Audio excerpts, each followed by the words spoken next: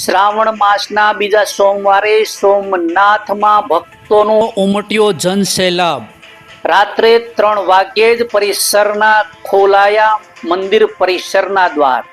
સોમનાથ ધામ trust અને police તંત્ર દ્વારા ભક્તોની સુવિધા માટે કરવામાં આવ્યું આગોતરું આયોજન. નમસ્કાર, સહજ જન સંદેશ સાથે હું છું ગોપાલ ભેસાણીયા.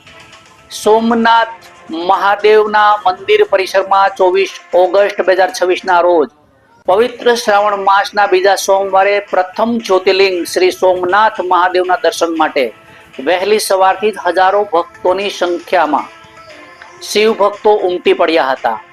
મહાદેવના દર્શનની તાલાવેલીમાં અનેક ભક્તો મધ્યરાત્રિથી જ મંદિર પરિસર બહાર પહોંચી ગયા હતા. શ્રાવણ માસના સોમવારના દિવસે સોમનાથ મહાદેવના દર્શનનું વિશેષ મહાત્મ્ય હોવાથી રાત યાત્રીઓમાં વધતા પ્રવાહને ધ્યાનમાં રાખીને શ્રી સોમનાથ ટ્રસ્ટ દ્વારા અગાઉથી જ વિશેષ આયોજન કરવામાં આવ્યું હતું.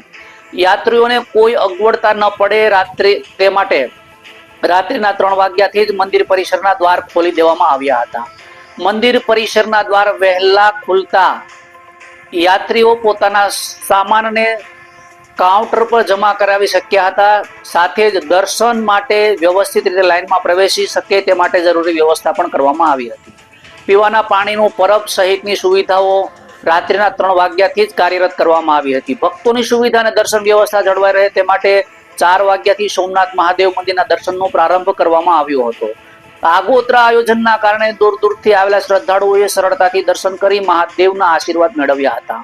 પોલીસ અને ટ્રસ્ટની તંત્રની ચુસ્ત વ્યવસ્થાઓથી યાત્રીઓની વધતી સંખ્યાને ધ્યાનમાં રાખીને ગીર સોમનાથ જિલ્લા પોલીસ અધિક્ષક શ્રી જયદીપસિંહ જાડેજા, શ્રી સોમનાથ ટ્રસ્ટના જનરલ મેનેજિંગ શ્રી વિજયસિંહ ચાવડા સહિત પોલીસ વિભાગના ઉચ્ચ અધિકારીઓ તથા શ્રી સોમનાથ ટ્રસ્ટના અધિકારીઓ અને કર્મચારીઓ સ્થળ પર ઉપસ્થિત રહ્યા હતા. ભક્તોની સુરક્ષા વ્યવસ્થા અને દર્શન વ્યવસ્થા તથા અન્ય જરૂરી સુવિધાઓ સુચારુ જળવાઈ રહે અને પોલીસ ટ્રસ્ટના કર્મચારીઓ દ્વારા સતત કામગીરી કરવામાં આવી રહી હતી. શ્રાવણ માસના બીજા સોમવારે સોમનાથ ધામમાં ઉમટેલા હજારો શ્રદ્ધાળુઓએ શાંતિપૂર્ણ સુવ્યવસ્થિત રીતે ભગવાન સોમનાથ મહાદેવના દર્શનનો લાભ લીધો હતો. રિપોર્ટર આશીષ વસાવડા, સહજ જન સંદેશ ન્યૂઝ, સોમનાથ.